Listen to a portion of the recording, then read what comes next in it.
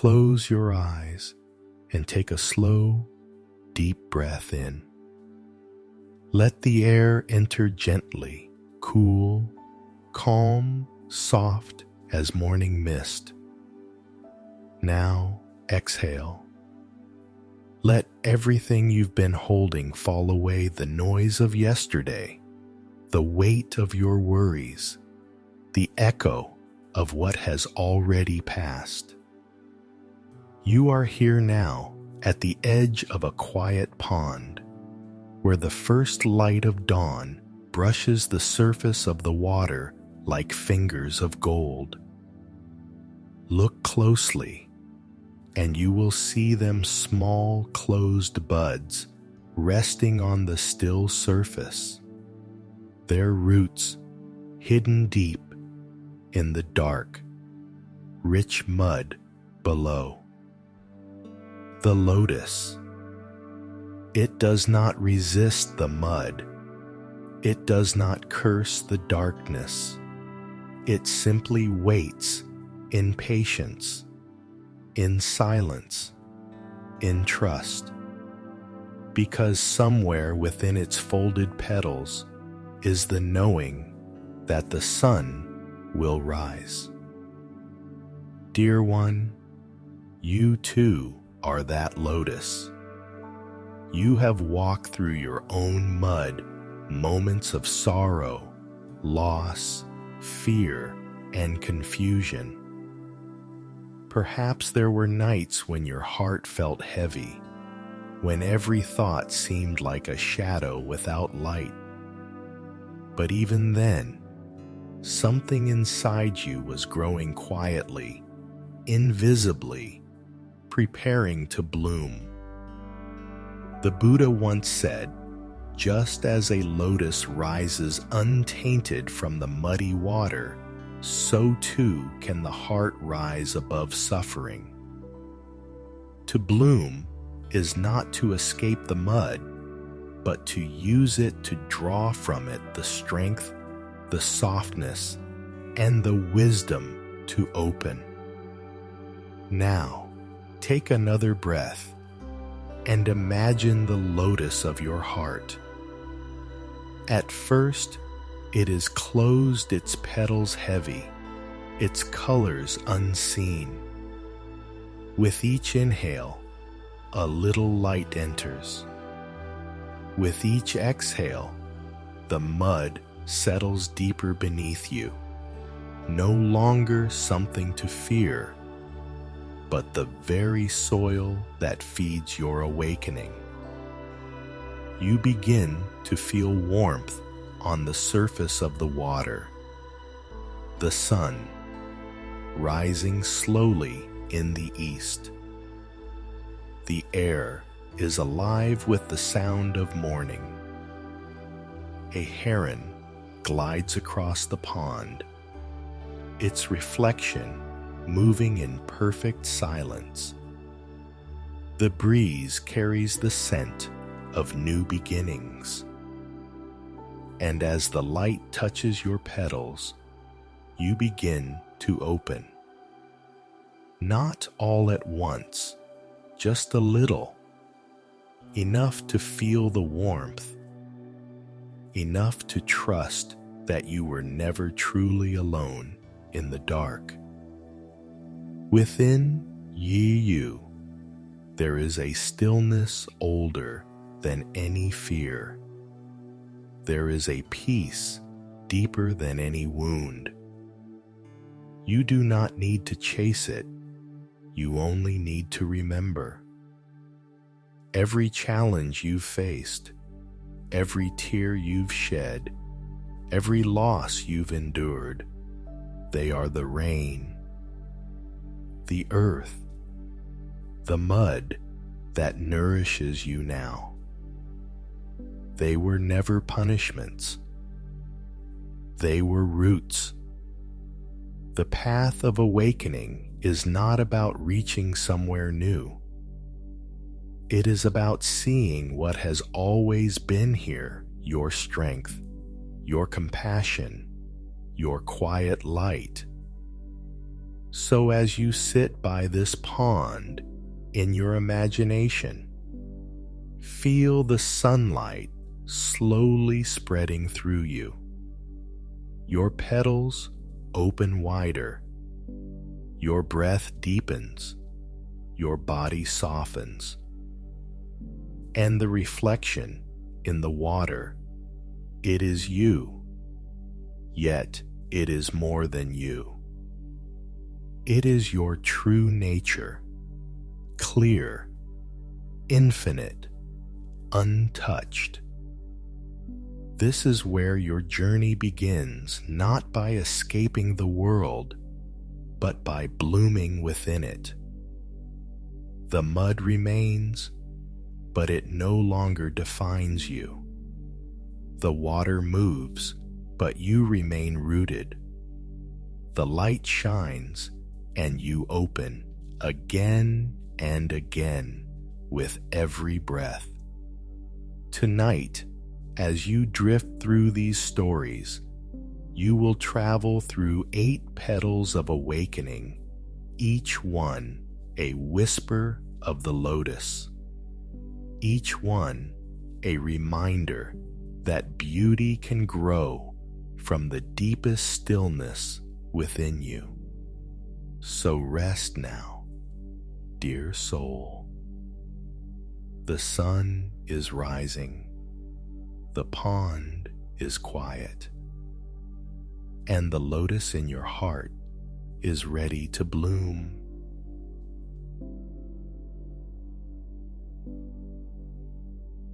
Once, in a small valley surrounded by misty mountains, there was a pond unlike any other.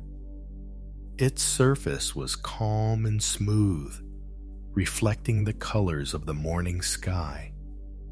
But beneath that still water lay a thick bed of mud, dark, dense, and silent.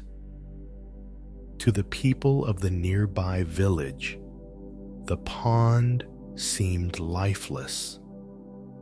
They avoided it, thinking it was a place of decay. But in the quiet depths, something unseen was growing. In that soft darkness, a seed had fallen, a tiny lotus seed, carried there by the wind seasons ago. No one noticed it. It sank deep into the mud, buried under layers of shadow and stillness. At first, it resisted. It longed for sunlight, for air, for the touch of warmth. But there was only mud, cold, heavy, pressing from all sides. The seed whispered to itself, "Why am I here? Why have I fallen into darkness?" But somewhere in the unseen, a voice replied, not a sound, but a knowing. This darkness is not your prison. It is your beginning. So the seed rested, and when the rains came, they did not destroy it. They softened the earth around it. They nourished it, and slowly, without even realizing, the seed began to grow. Its first roots pushed downward into the mud, searching, anchoring, drawing strength from the very soil it once feared. The little seed learned that the mud was not there to trap it, but to hold it. The darkness was not punishment, but protection. Each drop of rain, each passing wind became a teacher. Seasons turned. The tiny sprout stretched upward through the murky water, feeling its way toward the light it could not yet see. Every inch was a struggle. The current pulled it down. The shadows whispered doubts.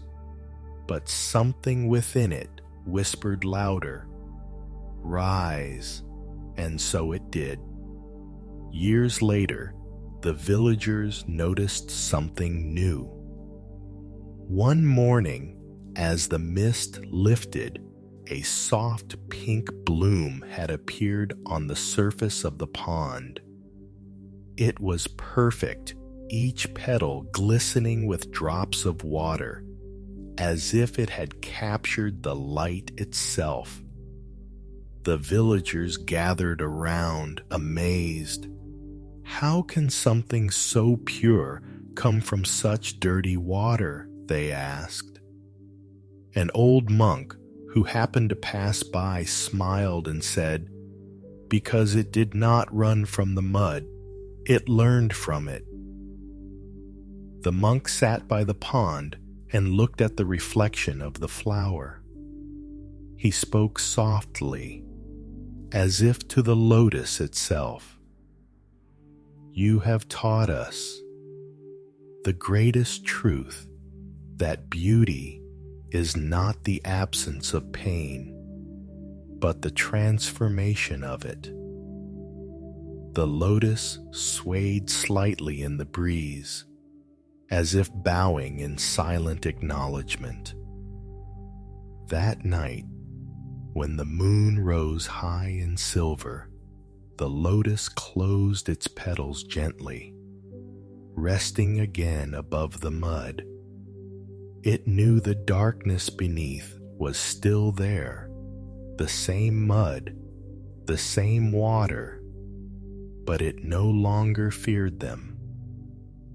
It understood now that the mud was its mother and the sunlight its guide. Each morning thereafter, as dawn touched the surface of the pond, the lotus would open again, not just for itself, but for everything still growing below. Its fragrance carried across the water, reaching the roots of other seeds hidden in the mud. And slowly, they too began to rise. In time, the entire pond filled with blossoms, pink, white, gold, each one a silent song of rebirth. The villagers no longer avoided the pond. They came to meditate by its edge, to sit in quiet awe. And when someone asked the monk one day, "Why does the lotus bloom so beautifully here, when no other flower will grow?" he smiled again and said, "Because here the mud is deep, and so is the soul." Now, dear listener, take a slow, deep breath in and exhale gently. Imagine yourself as that lotus seed resting in the quiet mud. It may feel dark, it may feel uncertain, but here, in this stillness, something sacred is unfolding. Breathe in and feel the earth beneath you. Breathe out and let go of the idea that you are stuck. You are not stuck. You are growing unseen. Now, feel the gentle pull of light above you. It does not rush you. It simply calls to you with warmth, with patience, with love. Each breath brings you closer to the surface, closer to the open sky. And when you finally bloom, the world will not see the mud that made you, but the beauty that emerged from it. Whisper softly within yourself, "I rise from what once buried me. I bloom from what once broke me. I am the lotus born of mud, touched by light and forever whole. Rest now in that knowing. The mud is no longer your enemy. It is your teacher. It gave you the strength to open exactly as you are meant to.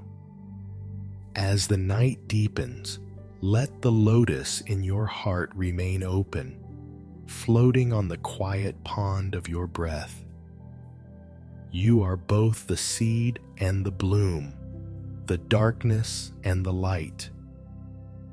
And with this truth, we drift softly into the next teaching, the bamboo cutter's lesson, where we will learn how true growth requires the art of bending and the grace of letting go. In a quiet valley by the river, there lived an old bamboo cutter named Jiro. Every morning before sunrise, he would walk barefoot into the forest with his small knife and a woven basket. He had tended the same grove for 50 years, long enough to know each stalk by sound. He could tell, from the way the wind moved, which bamboo was ready to harvest and which still needed to grow. The villagers often wondered why Jiro seemed so peaceful. While others rushed to gather, to sell, to profit, he worked slowly, humming softly under his breath. When asked the secret of his calm, he would only smile and say, "Bamboo teaches me everything I need to know." One year, a young apprentice named Aki came to learn from him. Aki was restless, full of energy, eager to master the art quickly. The first morning, as they entered the forest, Aki pointed to the tallest bamboo and said, "Master, shall I cut this one? It is strong and straight." Jiro shook his head gently. "No, not yet. That one is still learning to bend." Days passed. Aki grew impatient. He wanted to fill his basket, to prove his skill. He began to cut without asking, choosing the tallest stalks, those that reached the sky. But when he carried them back to the village, many snapped in half. They were strong in height, but hollow and brittle in heart. Frustrated, he turned to Jiro. "Master, I don't understand. Why do these proud ones break so easily?" Jiro smiled softly, kneeling to touch a young bamboo still low to the ground. "Because they have not yet learned the way of the wind." He gestured for Aki to listen. The wind moved through the grove, rustling the leaves in waves. Some stalks swayed gracefully, bowing and rising with each breath of air. Others resisted stiff, unmoving, snapping when the gust grew strong. "The bamboo that bows," Jiro said, "never breaks. The one that stands too proud cannot last the storm." He placed his hand on his apprentice's shoulder. "Strength is not in what resists, but in what yields without losing itself." That night, Aki could not sleep. He sat outside the hut, listening to the sound of the forest. The bamboo whispered like an ancient chorus. He closed his eyes and breathed with it in, out, learning the rhythm of nature's patience. In time, Aki stopped rushing. He began to walk slower, to listen more deeply. When he cut bamboo now, he did not choose by height or appearance. He waited until the stalk bent gently in the wind and returned to its center with ease. Only then did he lift his knife. And when he carried those stalks home, they never broke. Years later, the young apprentice became a master himself. People called him the Bamboo Whisperer. When students asked him what his teacher had taught him, he would smile and say, "He taught me how to bend." He would tell them, "When life's winds blow hard, do not fight to stay upright. Bow, and you will rise again. Do not confuse flexibility with weakness. The river bends, yet it carves the mountains." One day, when Jiro had grown very old, Aki returned to visit him. The master was sitting quietly in the grove, watching the sunset filter through the leaves. Aki bowed low and said, "Master, I finally understand your lesson. All these years, I thought cutting bamboo was about choosing what is useful, but it is really about learning how to live." Jiro smiled. "Yes," he said softly. "The bamboo and the heart are the same. Both must be hollow to let the wind sing through." They sat together in silence as the light faded, the wind carrying the faint song of rustling leaves. No more words were needed. Now, dear listener, take a slow, deep breath in and exhale gently. Feel the air move around you like a soft breeze through bamboo leaves.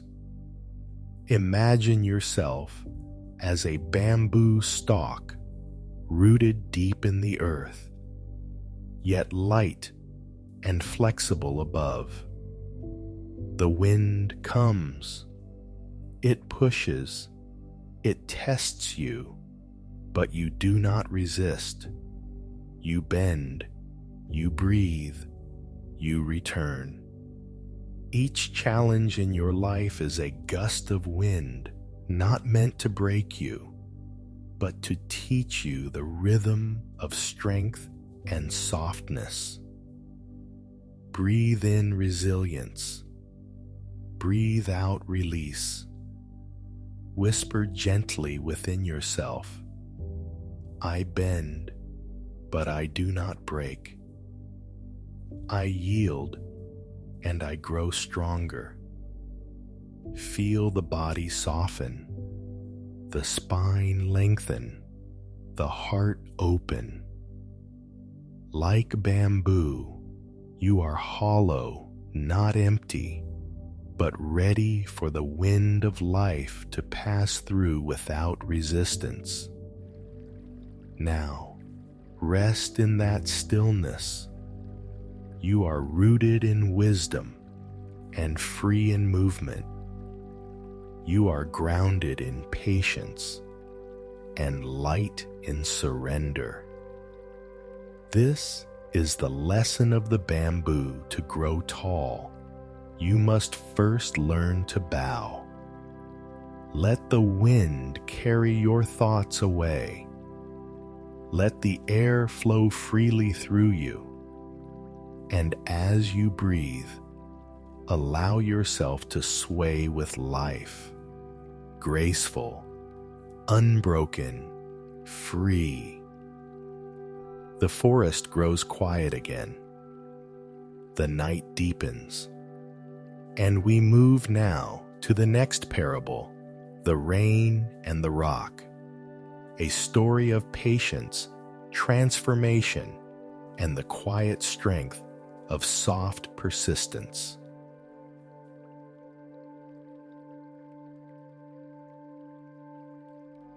There once was a great rock that stood at the edge of a mountain valley. It had been there for centuries strong, immovable, its face marked by the scars of wind and time. When the sun rose each morning, its surface glowed gold. When night came, it turned cold and silent, watching the stars move across the sky. The villagers who passed by it called it the Eternal One, for it seemed nothing could ever change it. But above that rock, clouds gathered each season, and from those clouds came the soft, unending fall of rain. At first, the rain admired the rock. It looked down and said, "You are so strong, so steady.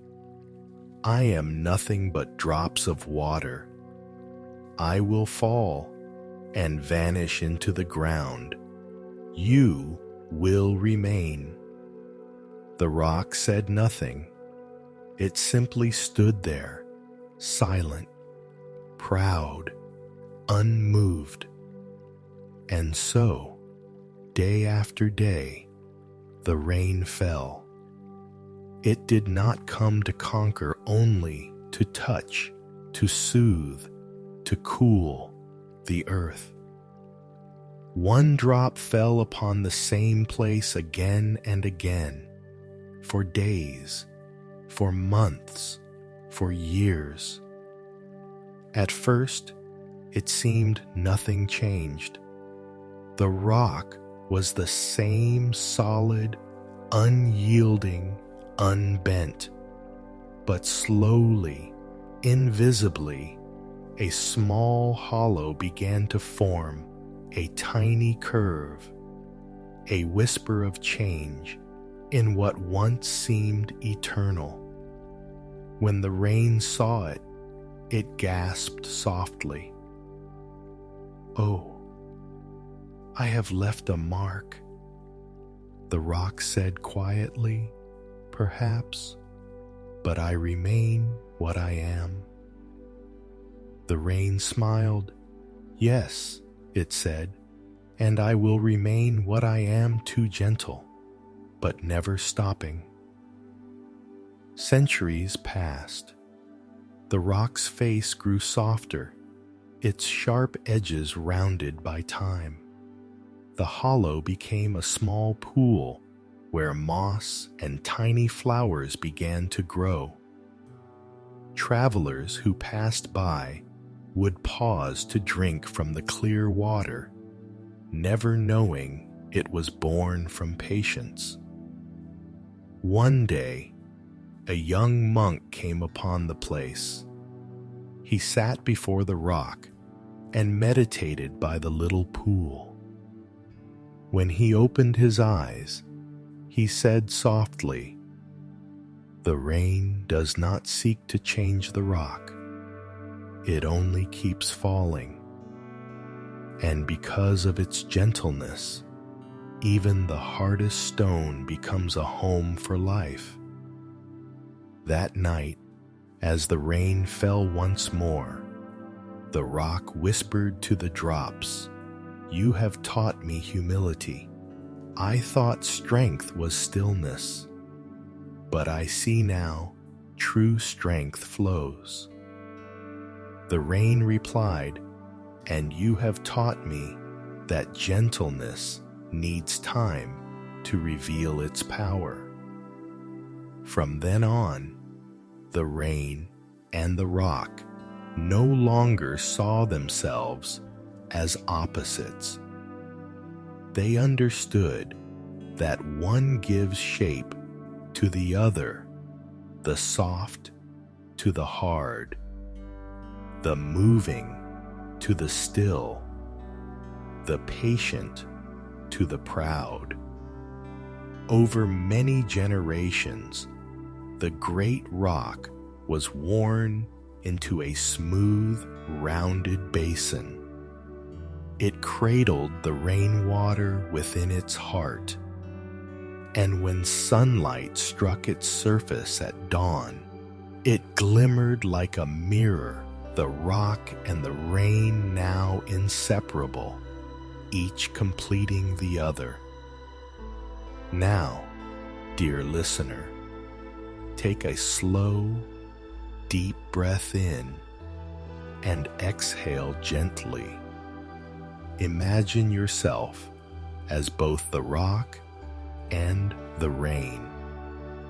There are parts of you that have become hard over time, places shaped by fear, by loss, by the need to protect yourself. And there are parts of you that are soft, your kindness, your patience, your quiet love. Now, let those two meet. Let the rain of your breath fall gently on the stones of your heart. Each inhale a drop of understanding. Each exhale a touch of forgiveness. You don't need to force change. Just keep breathing. Keep falling softly. Over time, your gentleness will carve paths of light through what once felt unmovable. Whisper quietly within yourself, I am soft and I am strong. I flow and I endure. I do not break the rock, I shape it. Feel the patience inside you, the calm, unhurried rhythm of persistence. This is how love changes the world, not in waves of power, but in drops of compassion, falling again and again. Now, let the rain continue to fall. Let it wash over you, through you, and into the earth below. You are the rock. You are the rain. And in your meeting, the world becomes gentle again. As you rest in this quiet knowing, we will move gently to the next tale, the bird with one wing.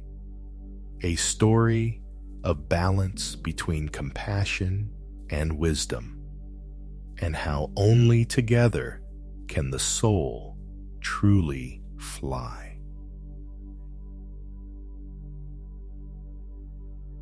Long ago, in a lush valley surrounded by mountains, there lived a small bird with only one wing.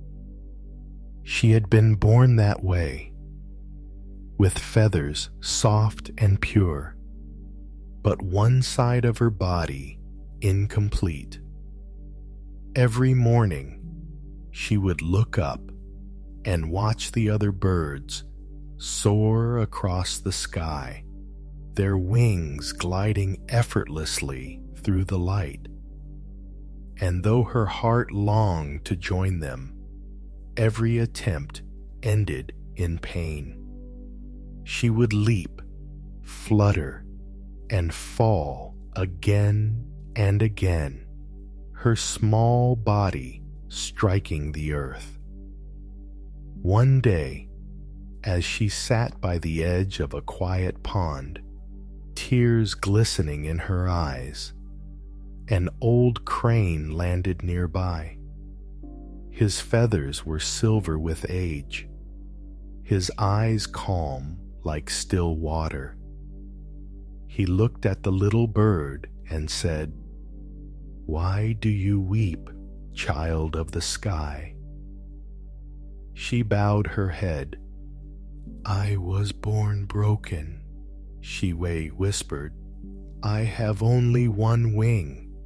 No matter how much I try, I cannot reach the clouds." The crane watched her for a long time. Then he said gently, "You are not broken. You are only learning how to fly differently." The little bird frowned. "How can I fly with one wing?" The crane smiled. "Not with effort, but with balance." For many days he stayed by her side, teaching her to move with the rhythm of the wind. He showed her how to use the air beneath her, how to rest when the wind rose, how to glide instead of fight, how to listen. He told her, "Every creature must find its second wing. Yours may not be made of feathers. It may be something you have yet to grow." One morning, as the sun rose behind the hills, the crane said, "Today, you will try again." The little bird trembled. Her one wing stretched wide, the other side of her body light and bare.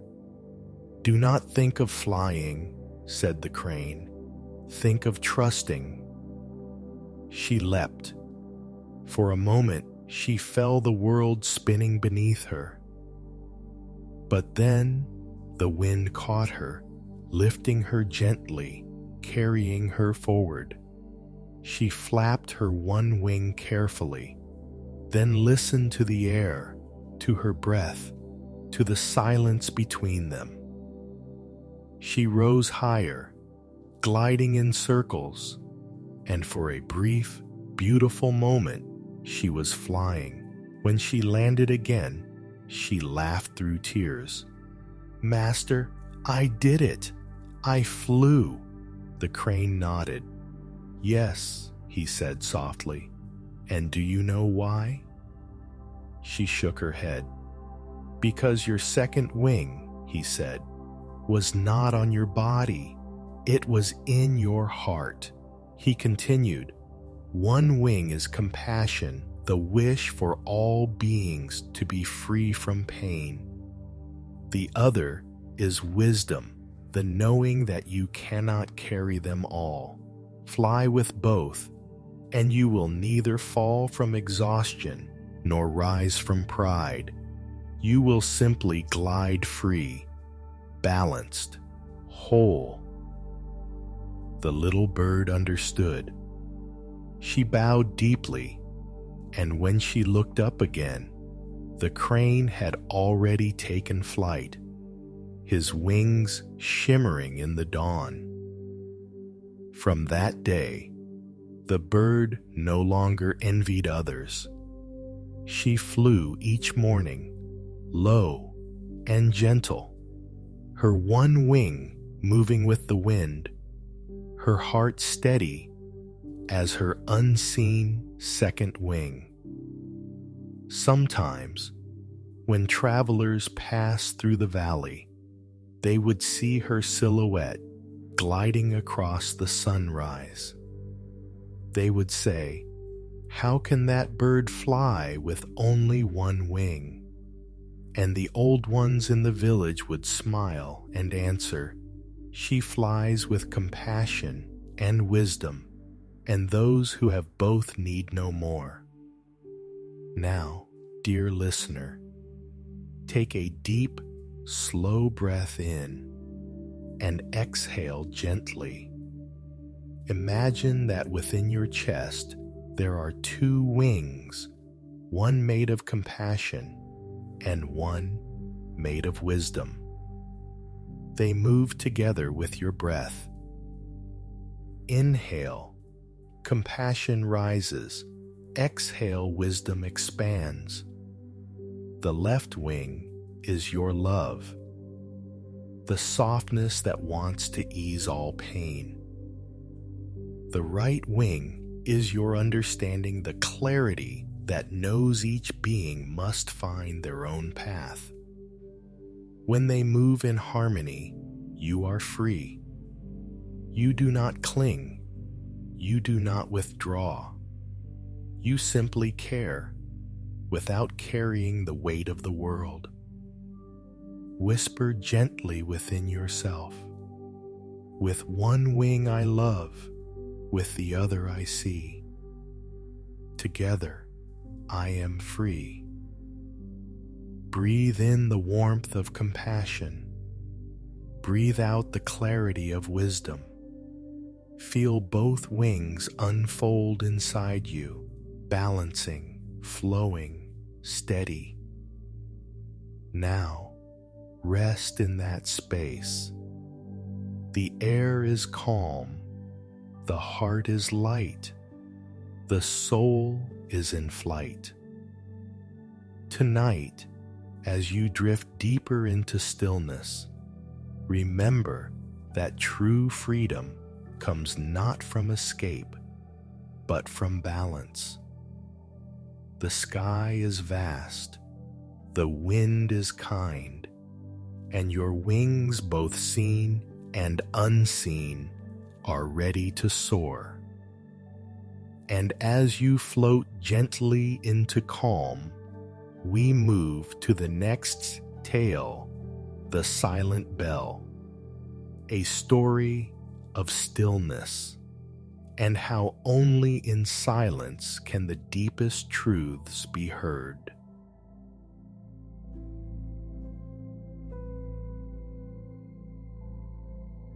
On the slopes of an ancient mountain stood a small monastery known as the Temple of Stillness.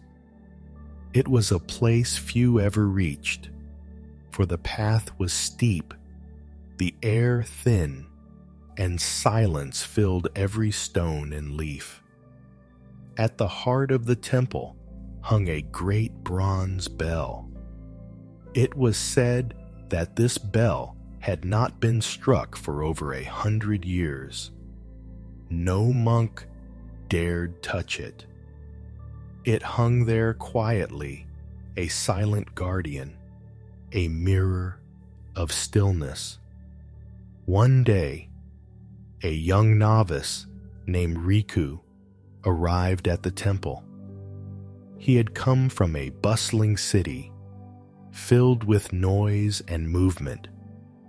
His mind, too, was noisy, crowded with questions, ambitions, and an ache to prove himself worthy.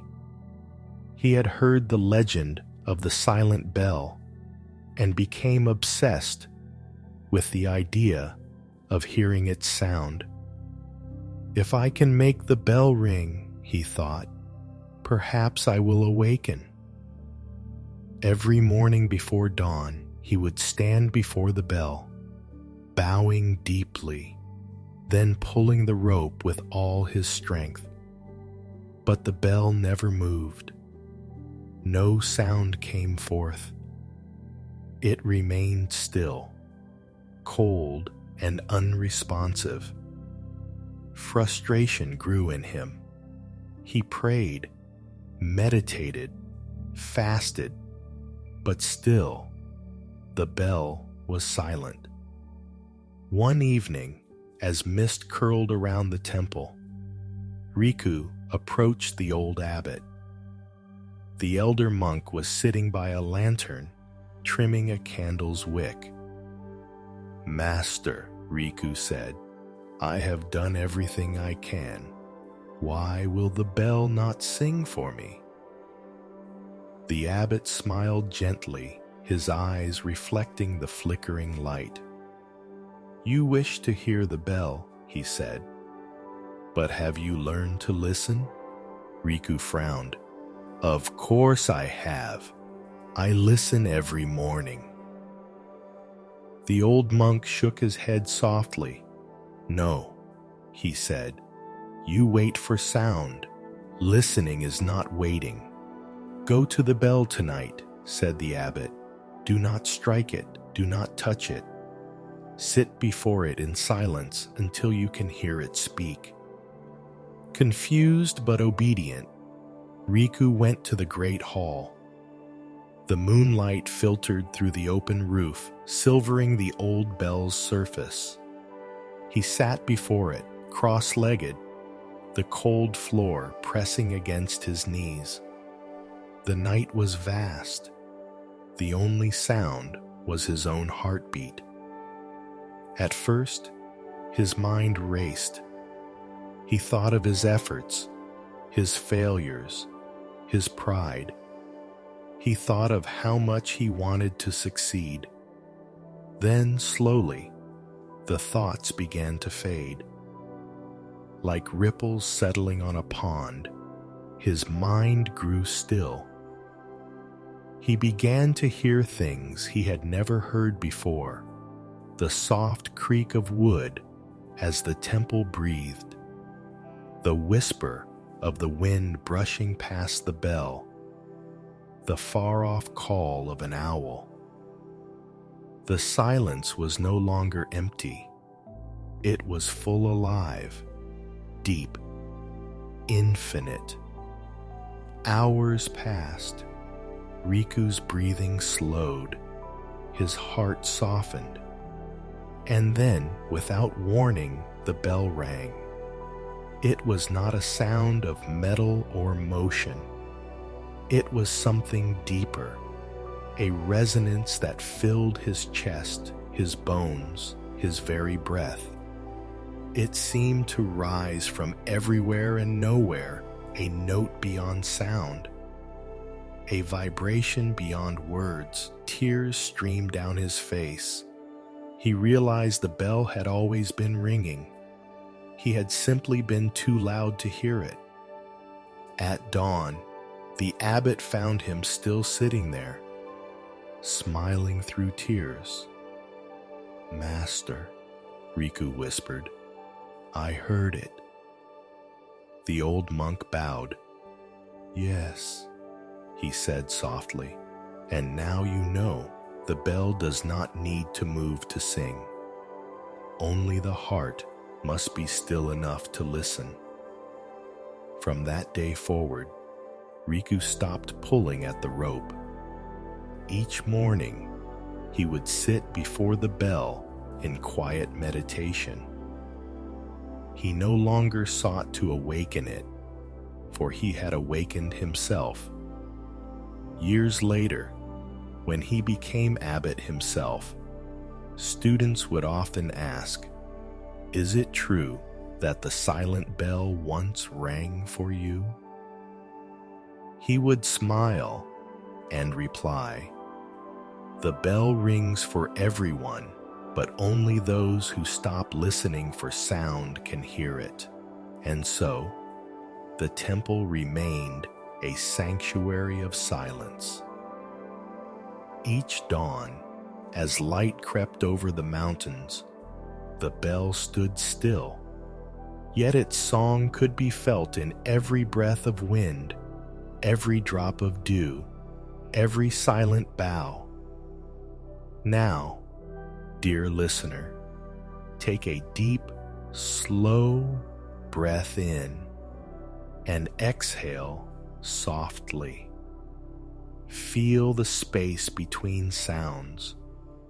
Notice the quiet behind your thoughts. In that stillness, there is something vast, not empty, but full of presence.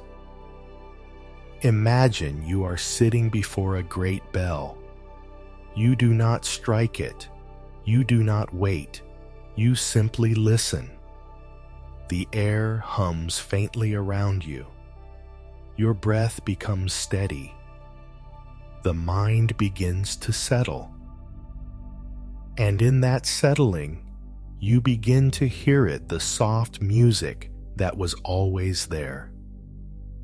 The rhythm of your heart, the whisper of your soul, the quiet hum of life itself. Whisper gently within yourself, I am still, and in stillness I hear. I am quiet, and in quiet I awaken. Breathe that in, the calm, the clarity, the peace. Let it fill you, the way the bell fills the temple without sound. Now, rest in that stillness. The bell does not ring. The wind does not move. But within you, a great harmony resounds. And as you rest in this silent song, we move gently to the next story, the Mirror Lake, where stillness reflects truth, and the heart learns to see its own light.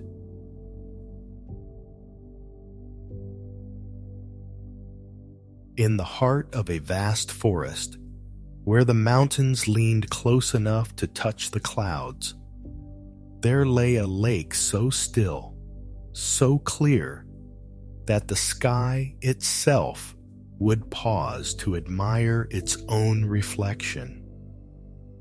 The villagers called it the Mirror Lake. They said that whoever gazed upon its surface would see not only their face, but the truth hidden behind their eyes. Far below the mountain lived a young monk named Aro.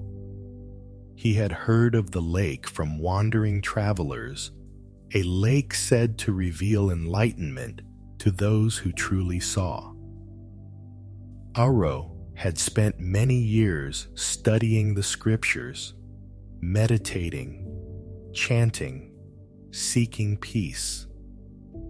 Yet he felt there was always something missing, as if he were circling the truth, but never touching it.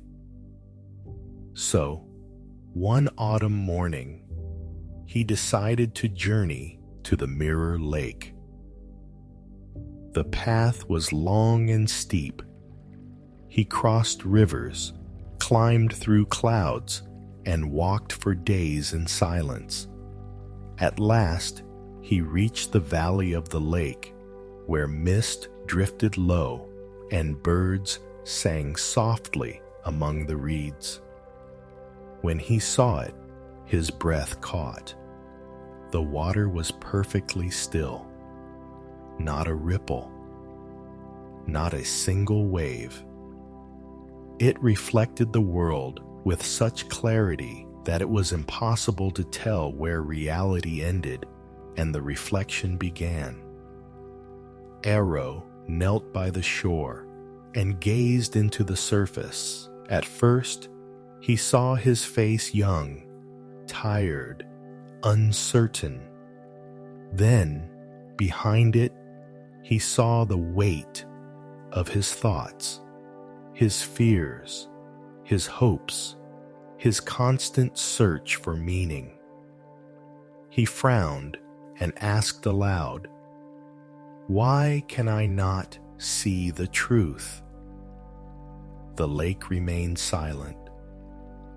Only a gentle breeze brushed across the water, sending ripples through his reflection until his image broke apart. Frustrated, he closed his eyes and began to meditate. Hours passed. The sun crossed the sky and disappeared behind the mountains. Night fell. The stars appeared above him, and for the first time, the lake reflected the heavens 1,000 points of light, trembling in silence. In that moment, Aro felt something shift inside. He realized the lake could only reflect what was above it when it was still. He whispered softly, "Ah, when the mind is restless, truth becomes distorted." He opened his eyes again and looked into the water. This time, he did not seek anything. He simply looked without judgment, without desire, without effort. The ripples faded, the water calmed, and slowly his reflection returned not the tired face of a seeker, but a face alive with quiet awareness. He saw the sky in his eyes, the stars in his heart, and he understood. The lake had never held the truth. It had only shown him his own. At dawn, the old monk who tended the lake appeared. He smiled at Aro and said, "You have seen, haven't you?" Aro bowed deeply. "Yes, Master. The lake has shown me that I was never lost, only distracted." The old monk chuckled softly. "Most who come here stare too hard," he said. "They stir the water with their wanting. But the truth is like the moon. It can only be seen when the surface is still." Aro stayed by the lake for many days, learning to sit in silence, to watch without reaching, to listen without grasping. He learned that the lake's beauty was not in its depth or its color, but in its stillness. And one morning, as the mist lifted, he whispered, "When I stop searching for myself, I find that I was always here." When Aro returned to his monastery, his fellow monks noticed the change. He no longer rushed through prayers. He no longer chased after wisdom. He spoke less, but when he did, his words carried the peace of water untouched by wind. And when students asked him, "How do I find truth?" he would smile and reply, "Be still. Let the lake of your mind clear. Then look not at what you think you are, but at what has always been looking." Now, dear listener, take a deep, slow breath in and exhale gently. Imagine a lake inside you, a vast, quiet surface stretching across your heart. See how easily the winds of thought ripple that surface, how memories, worries, and desires stir the water. Now, breathe again. Let each exhale calm the waves. Let each inhale bring stillness. Soon, the ripples fade. The lake becomes clear. You can see the reflection of your true self, not the story, not the fear, but the deep, shining awareness that has always been there. Whisper softly within yourself, "When I am still, I see clearly. When I see clearly, I know peace." You are the lake. You are the reflection. You are the light that shines upon it. Now rest in that calm. Let the water of your mind return to silence. Let your breath move gently, like ripples fading into stillness. And as you rest, we continue our journey to the unfolding leaf. where the art of patience and natural growth teaches us that awakening, like a leaf opening to sunlight, cannot be rushed.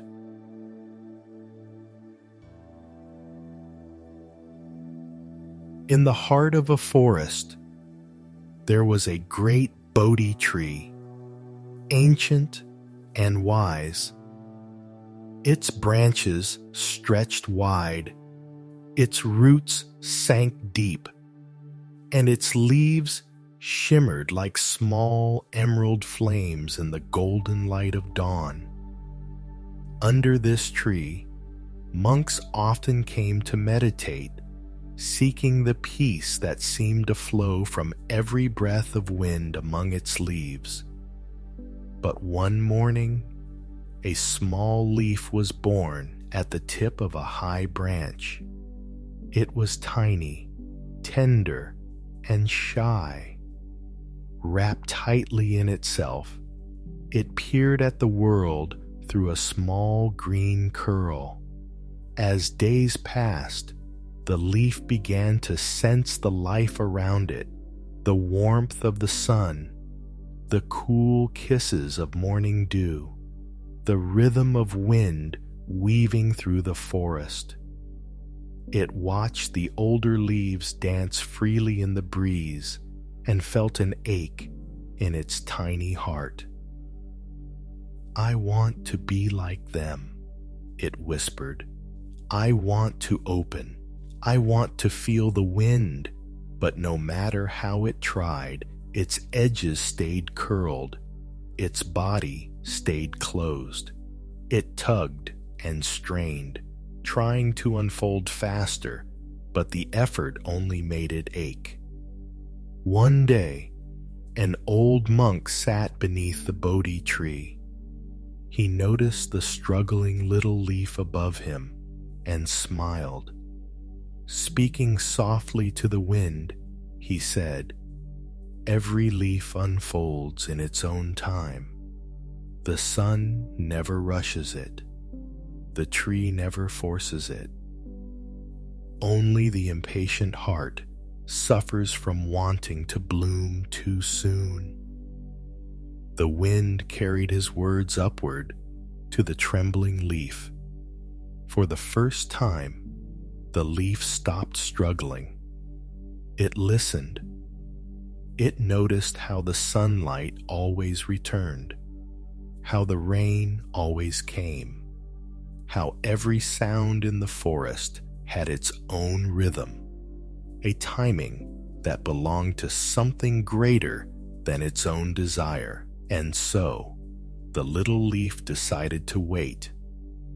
It learned to breathe with the wind, to sway, to rest, to feel, without forcing itself to open.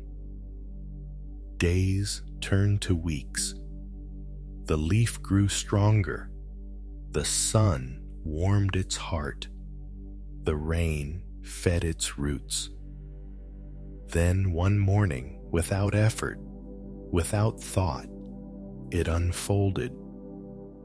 Its green body spread wide, catching the first light of dawn.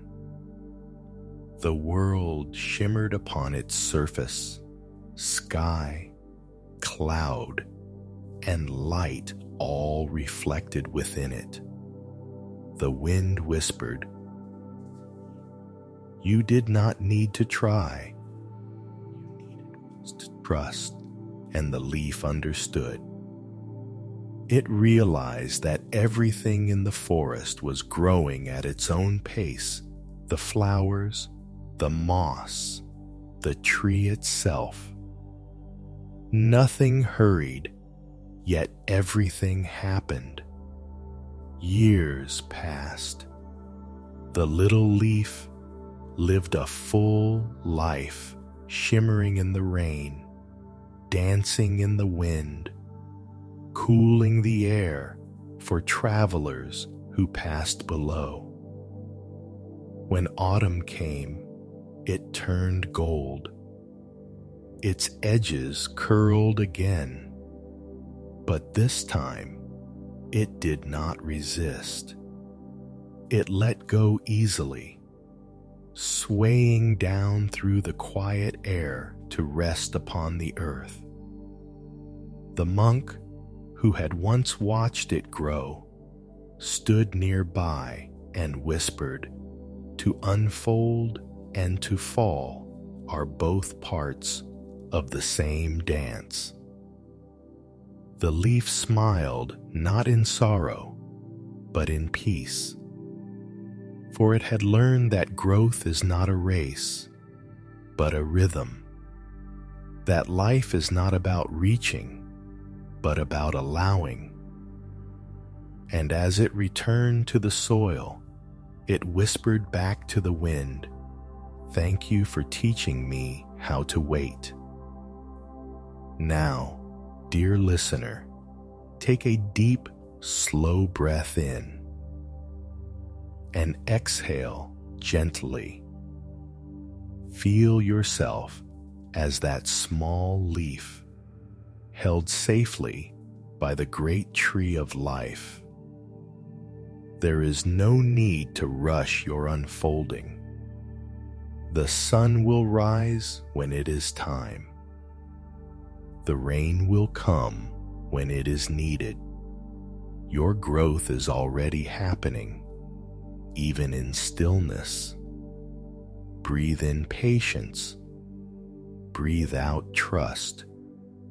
Whisper quietly within yourself, "I do not rush to open. I allow myself to bloom." Feel how each breath softens the body, how time itself slows down to match the rhythm of your heart. Everything that is meant for you will come not when you chase it, but when you are ready to receive it. Let the mind be the tree. Let the heart be the leaf. Let the breath be the wind that opens you gently at the perfect moment. You are unfolding even now, in this quiet, in this peace. And as you rest in this awareness, the forest breathes with you. Time dissolves. You are simply here, a leaf, open, alive, enough. Now, we continue our final journey to Story 8, The Last Petal, where we will learn that even in falling, there is fulfillment, and in letting go, the flower completes its bloom.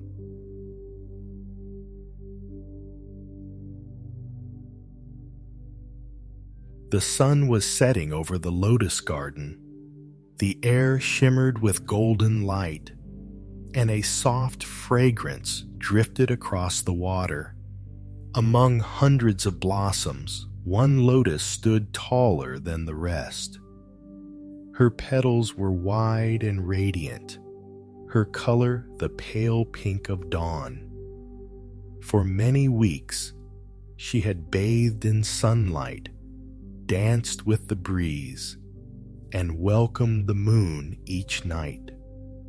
She had known joy and stillness and the quiet hum of the world's heartbeat. But tonight, she felt something different, a subtle heaviness. The air was cooler, the light softer, the days shorter. She looked at her reflection in the water, still beautiful, but beginning to fade. And deep within, she heard a whisper, "It is time." The lotus trembled. "What do you mean, time?" "I do not wish to close. I am not ready to let go." The wind passed gently over the pond, caressing her petals. "Everything that opens," the wind said, "must one day return to rest. This is not an ending, but the completion of blooming. The lotus looked around. Some of her sisters had already begun to fold inward, their petals drifting on the surface of the pond. She felt sadness rise within her. What will happen to me when my petals fall? The wind replied softly, "You will become what you have always been, not the flower, but the fragrance that remains." As night fell, the lotus began to feel her edges loosen. The once tight hold of her petals softened, as if they too were ready to breathe.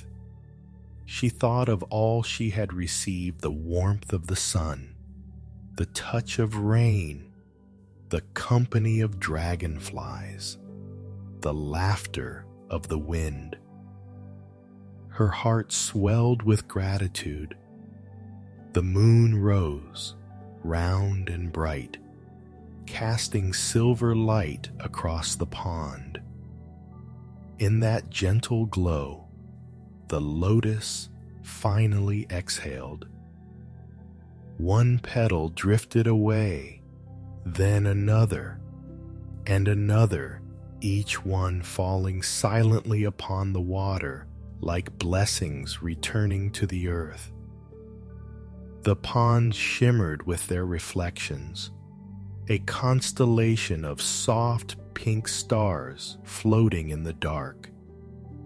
As the last petal loosened, the lotus whispered, "I am not falling apart. I am falling into peace."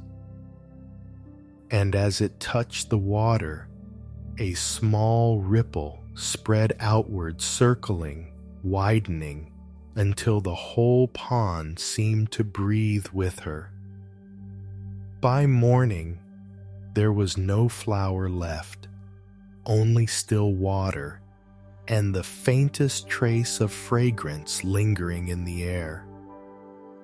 The sun rose slowly, and the light caught the surface of the pond, turning it to gold. Where the lotus had once stood, a single seed pod remained small, humble, but holding within it 100 new seeds. From those seeds, new lotuses would bloom the following season, each one born from the letting go of another. Nothing was lost. Everything continued. Later that morning, an old monk came to the pond. He knelt by the water, cupped his hands, and lifted a few fallen petals from the surface. He smiled and said softly, "Even in letting go, the lotus teaches us how to bloom." He then whispered a prayer to the wind. "May all who cling learn the grace of release. May all who grieve see the beauty of endings. For every falling petal is a promise of new life." And in that moment, the pond became a mirror of the universe, one eternal rhythm of opening and closing, coming and going, blooming and falling. Now, dear listener, take a slow, deep breath in and exhale gently. Feel the body soften. Feel the heart open. You, too, are a lotus, and your petals have opened beautifully tonight. Now, imagine the last petal resting in your heart. It is not heavy. It is not sad. It is soft, luminous, ready. With each breath, Let it loosen. Let it fall not away, but into peace. Whisper gently within yourself, I release what has completed its purpose. I let go with love. I fall into peace. Each breath is a release. Each exhale is a blessing. You do not lose what you let go of. You return it to the great river of life that carries everything, always toward renewal.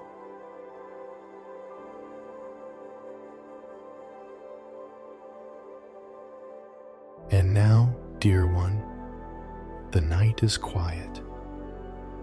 The lotus garden sleeps beneath the moon. Every story, every breath has brought you here to the stillness at the heart of it all. You have walked through mud and sunlight, through rain and wind, through silence and song. Each step, each lesson was a petal unfolding in the garden of your soul. You have learned that, even in the mud, there is the promise of beauty. That bending is not breaking, but the dance of strength and grace. That gentleness, like rain, can carve through the hardest rock. That balance, not perfection, is what gives you wings. That silence is not emptiness, but the place where truth sings. That stillness reflects who you truly are. That patience is another name for trust. And that every ending is just a new beginning disguised as peace.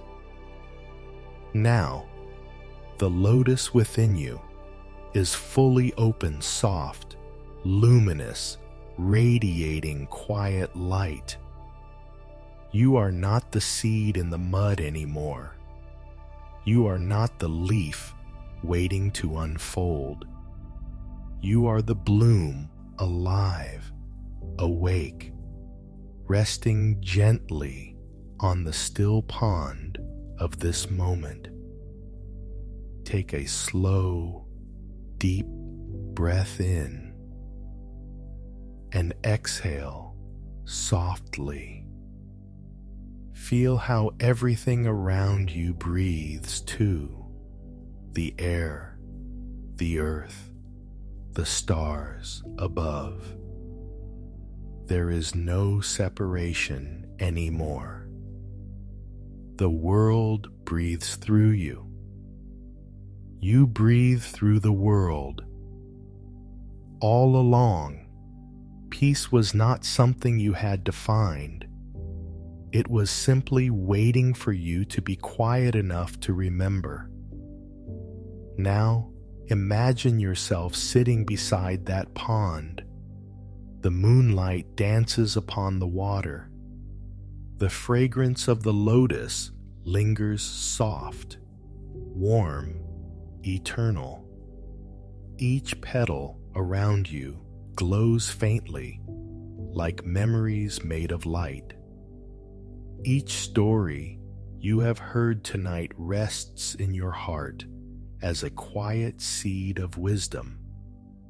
You do not need to do anything more. You have already bloomed. Whisper gently within yourself, I have walked through darkness. I have opened to light. I am both the seed and the flower. I am home. Feel those words drift through you, settling like calm rain upon your soul. The garden of your heart is still now. The wind has stopped. The water sleeps.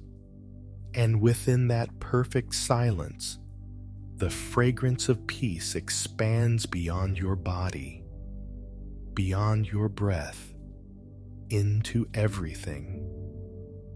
Rest here. You have reached the end of the journey, and yet there are no endings. Only the soft continuation of one breath into another, one dream into the next. Let go of time. Let go of thought. Let go of even the idea of letting go.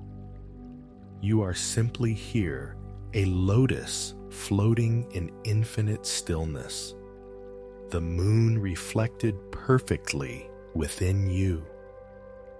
Sleep now, dear soul. Let the petals of your awareness close softly, not in darkness, but in peace. And when you awaken, know that you were never separate from the pond, the sky, or the light. For you are the whisper, the bloom, and the silence between them. Good night.